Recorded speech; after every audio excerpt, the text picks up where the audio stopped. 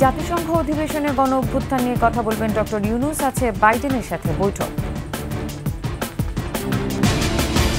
পাহাড় অশান্তির ঘটনায় উচ্চ ক্ষমতা সম্পন্ন তদন্ত কমিটি গঠন, অস্থিতিশীলকারীদের কোনো ছাড় নয়।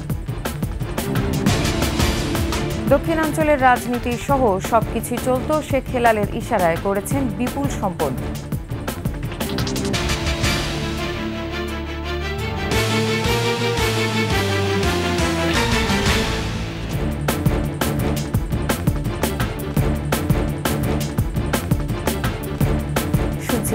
ফার্স্ট সিকিউরিটি ইসলামী ব্যাংক পিএলসির সংবাদ শিরোনাম। আমন্ত্রণ জানাচ্ছি সকালের ২১-এর সংবাদে, সাথে আছি আমি নার্গিস মজিদ লিমা। দর্শক, ২১ টেলিভিশনের সংবাদ একই সাথে সরাসরি দেখতে পাবেন আমাদের ফেসবুক পেজ www.facebook.com/2124 অনলাইনে। এছাড়া সাবস্ক্রাইব করতে পারেন www.youtube.com/21etv চ্যানেলে। জাতিসংঘ সাধারণ পরিষদের ৭৯তম অধিবেশনে যোগ দিতে নিয়মিত বাণিজ্যিক ফ্লাইটে ২৩ সেপ্টেম্বর ঢাকা ছাড়বেন প্রধান উপদেষ্টা ডক্টর মোহাম্মদ ইউনূস। তবে বিগত সময়ের মতো থাকছে না সফর সঙ্গীদের বিশাল বহর। ২৭ সেপ্টেম্বর অধিবেশনে ভাষণ দেবেন প্রধান উপদেষ্টা, কথা বলবেন বাংলাদেশে ঘটে যাওয়া অভূতপূর্ব গণ অভ্যুত্থান প্রসঙ্গে। নাহিদ সিরাজি নিম্মির প্রতিবেদন। জাতিসংঘের সাধারণ পরিষদের অধিবেশনে যোগদানের বিগত সময়ের চিত্র পাল্টে এবার ছোট বহর নিয়ে নিউ ইয়র্ক যাচ্ছেন প্রধান উপদেষ্টা ডক্টর মোহাম্মদ ইউনূস। প্রধান উপদেষ্টার অধিবেশনে যোগদান প্রসঙ্গে বিস্তারিত জানাতে পররাষ্ট্র মন্ত্রণালয়ের এই ব্রিফিং, যেখানে উঠে আসে সাম্প্রতিক নানা বিষয়াবলীও। ২৪ সেপ্টেম্বর হতে পররাষ্ট্র উপদেষ্টা তৌহিদ হোসেন জানান, এবার প্রধান উপদেষ্টার সফরসঙ্গী হিসেবে যাবেন মাত্র ৫৭ জন। গতবারের ১৪৬ তুলনায় এবার 57 এই হলো আমাদের সংখ্যাটা এবার। তার মধ্যে বড় অংশ কিন্তু নিরাপত্তা এবং প্রেস। আমি আপনাদেরকে এটুকু বলতে পারি যে একেবারেই নিতান্ত প্রয়োজন যারা, শুধু তারাই যাবেন। নিউ ইয়র্কে প্রধান উপদেষ্টার সাথে বিভিন্ন দেশের নেতাদের দ্বিপাক্ষিক বৈঠকের কথা রয়েছে, তবে ভারতের প্রধানমন্ত্রীর সাথে হচ্ছে না বৈঠক। জনাব মোদি একটু আগে চলে আসছেন, আর আমাদের চিফ অ্যাডভাইজার একটু দেরিতে যাচ্ছেন, কাজেই তাদের ওখানে দেখা হওয়ার সম্ভাবনা নেই বলেই মনে হচ্ছে। অধিবেশনে রোহিঙ্গা সংকট সমাধানে আন্তর্জাতিক সহায়তা চাওয়ার পাশাপাশি অশান্ত পাহাড় নিয়ে সরকারের প্রচেষ্টার কথাও তুলে ধরা হবে। রোহিঙ্গা প্রসঙ্গে অবশ্যই আন্তর্জাতিক পর্যায়ে গিয়ে আসলে আমাদের স্ট্র্যাটেজির চেয়ে বরং তাদের যে চাপ প্রয়োগ করতে হবে, তাদের যে এখানে আরও অর্থ প্রদান করতে হবে তাদের আপকিপের জন্য, এই জিনিসগুলোর উপরে আমরা বেশি গুরুত্ব দেবো। এটার একমাত্র সমাধান হচ্ছে তাদের নিজ দেশে ফেরত যাওয়া, এবং তারাও ফেরত যেতে চায়, আমরাও চাই যে তারা ফেরত যাক, সেই পরিবেশ সৃষ্টি করতে হবে।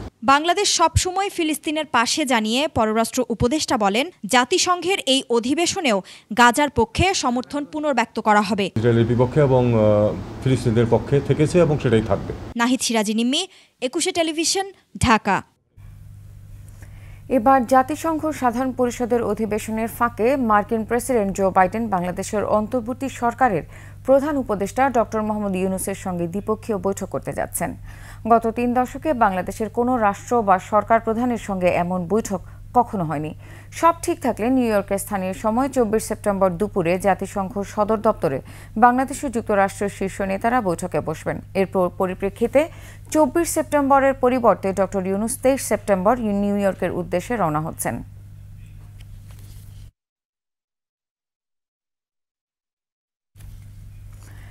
পাহাড় অশান্তির ঘটনায় উচ্চ ক্ষমতা সম্পন্ন তদন্ত কমিটি গঠন করা হবে বলে জানিয়েছেন স্বরাষ্ট্র উপদেষ্টা জাহাঙ্গীর আলম চৌধুরী। বলেছেন, যারা আইন শৃঙ্খলার অবনতি ঘটাতে চায় তাদের ছাড় দেওয়া হবে না। এদিকে ৩ পার্বত্য জেলায় সকাল থেকে চলছে ৭২ ঘণ্টার সড়ক ও নৌপথ অবরোধ কর্মসূচি। প্রতিনিধিদের তথ্যচিত্র, ডেস্ক রিপোর্ট।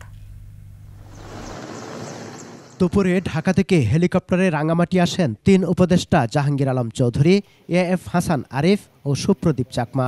সেনানিবাসের প্রান্তিক হলে স্থানীয় রাজনৈতিক নেতা, সুশীল সমাজের প্রতিনিধি ও ব্যবসায়ী নেতাদের সাথে বৈঠক করেন। পরে সাংবাদিকদের সাথে কথা বলেন ২ উপদেষ্টা। এই যে ঘটনা ঘটছে, এই জন্য আমরা একটা উচ্চ ক্ষমতা সম্পন্ন একটা তদন্ত কমিটি গঠন করব। আইন শৃঙ্খলা কোনো অবস্থায় অবনতি হতে দেওয়া যাবে না। আমি আপনাদের সবাই সহযোগিতা চাচ্ছি। যারা আইন শৃঙ্খলা অবনতি করবে তাদের কোনো অবস্থায় আমরা ছাড় দিব না। সম্প্রীতি নষ্ট করতে বাইরে থেকেও ষড়যন্ত্র থাকতে পারে বলে মনে করছেন স্থানীয় সরকার, পল্লী উন্নয়ন ও সমবায় উপদেষ্টা। আমরা সকলে সম্প্রীতি চাই, কিন্তু কেন জানি না কোথাও একটা ছন্দপতন হচ্ছে, এবং ছন্দপতনের ব্যাপারে প্রত্যেকের মুখে একটি শব্দ উচ্চারিত হয়েছে, ষড়যন্ত্র। যে বাইরে থেকে একটা যেন ষড়যন্ত্র করা হচ্ছে যে আমাদের এই সম্প্রীতিকে নষ্ট করার জন্য। বিকেলে খাগড়াছড়িতে সুধী সমাজ, রাজনৈতিক নেতা ও প্রশাসনের কর্মকর্তাদের সাথে বৈঠক করেন ৩ উপদেষ্টা। পরে সাংবাদিকদের সাথে কথা বলেন উপদেষ্টা হাসান আরিফ। ভিন্ন জায়গাকার ছবি এনে অন্যকে যেন দেখানো হচ্ছে বাংলাদেশে রাঙামাটিতে এটা ঘটেছে, খাগড়াছড়িতে এটা ঘটেছে, যে অপপ্রচার হয় সেদিকে কাউন্টার করছে যে না এগুলো অপপ্রচার। এদিকে শুক্রবার রাঙামাটি শহরের সহিংসতার ঘটনায় এখনও পুরোপুরি স্বাভাবিক হয়নি পরিবেশ। রাঙামাটিতে এখনও বহাল ১৪৪ ধারা, বন্ধ রয়েছে দোকানপাট, গণপরিবহন ও নৌযান চলাচল। তবে ইউপিডিএফের ডাকা সড়ক ও নৌপথ অবরোধের কোনো প্রভাব পড়েনি বান্দরবানে স্বাভাবিক জীবনযাত্রা। ৩ পার্বত্য জেলায় আইনশৃঙ্খলা রক্ষায় মাঠে রয়েছে পুলিশ, র্যাব, বিজিবি ও সেনাবাহিনী। সমর ইসলাম, desk report, ২১ television.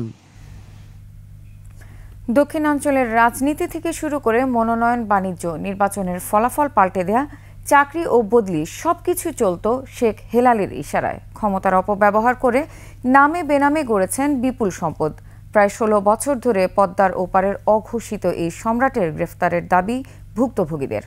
Sheikh Mohammad জুয়েলের ক্যামেরায় খুলনা বিভাগীয় প্রতিনিধি মহেন্দ্রনাথ সেনের তথ্য ও ছবিতে ডেস্ক রিপোর্ট। ক্ষমতাচ্যুত প্রধানমন্ত্রী শেখ হাসিনার চাচাতো ভাই শেখ হেলাল তার অভাবনীয় দাপটে তটস্থ থাকতেন এলাকার সবাই। মুখ খোলার সাহস ছিল না কারোর। মনোনয়ন, বাণিজ্য সহ নানা খাত থেকে তার অবৈধ উপার্জনের কোনো হিসেব ছিল না যেন। স্থানীয় নির্বাচনে নিজের মনোনীত প্রার্থীকে জয়ী করতে প্রতিপক্ষ জনপ্রিয় প্রার্থীদের থাকতে হতো প্রাণনাশের ভয়ে। আমি একদিন নির্বাচনের 2 দিন আগে আমি ওনার বাসায় গেলাম, যে বললাম ভাইজান আমার অপরাধটা কোথায়, জনগণ তো আমাকে ভোট দিবে। বললো কোনো রকম সম্ভব না, তুমি যদি এখন এই কাগজ দিচ্ছি কাগজে লিখিত না দাও তাহলে তোমার লোকজন যা আছে সব জেলে ভরে দেবো, আর তোমারও জানের কিন্তু ক্ষতি হবে, তোমার লাশও খুঁজে পাবে না। অভিযোগ রয়েছে বরিশাল, খুলনা, যশোর সহ দক্ষিণাঞ্চলের নৌপথ এবং সীমান্ত পথে স্বর্ণ চোরাচালানকারীদের কাছ থেকে নিয়মিত কমিশন নিতেন শেখ হেলাল। দুবাই ও সিঙ্গাপুরে রয়েছে তার জুয়েলারি ব্যবসা। বিদেশে পাচার করেছেন হাজার কোটি টাকা। ঠিকাদারি কাজ নিয়ন্ত্রণে ছিল তার একক আধিপত্য। শেখ সোহেলের মাধ্যমে, পেশি শক্তির মাধ্যমে আমার কোম্পানিটি উৎপাদন বন্ধ করে দিয়েছেন। আমি ব্যবসায়ীভাবে চরম আকারে ক্ষতিগ্রস্ত। তার বিভিন্ন লোকের মাধ্যমে এবং যুবলীগ, ছাত্রলীগের কতিপয় শেখ সোহেল সাহেবের ক্যাডাররা আমার জীবন নাশের হুমকি দিয়ে যাচ্ছেন। শেখ পরিবারের দুর্দণ্ড প্রতাপশালী শেখ হেলালের প্রতি মানুষের ঘৃণা আর ক্ষোভ যে কতটা, তা এই পোড়া বাড়িটি দেখলেই বোঝা যায়।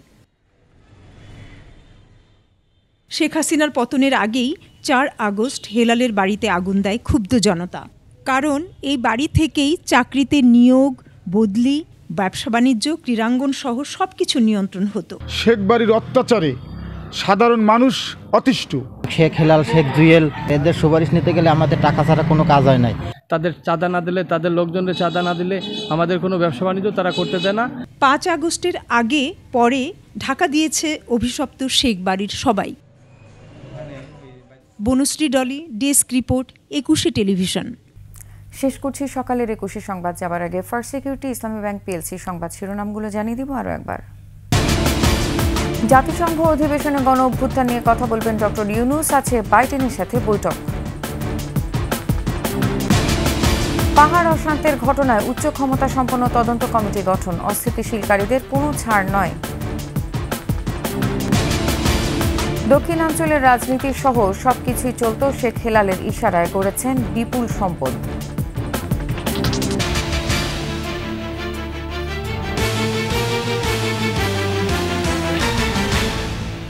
সর্বশেষ সংবাদ জানতে ডায়াল করুন 2021 নম্বরে, আর ভিজিট করুন 21-tv.com ওয়েবসাইটে। ফেসবুকে ভিজিট করতে পারেন www.facebook.com/2124 অনলাইনে। এছাড়া সাবস্ক্রাইব করতে পারেন www.youtube.com/21etv চ্যানেলে। এতক্ষণ সঙ্গে থাকার জন্য ধন্যবাদ। পরবর্তী সংবাদ সকাল ৮টা ৫৫ মিনিটে দেখার আমন্ত্রণ রইল। ২১-এর সাথে থাকুন।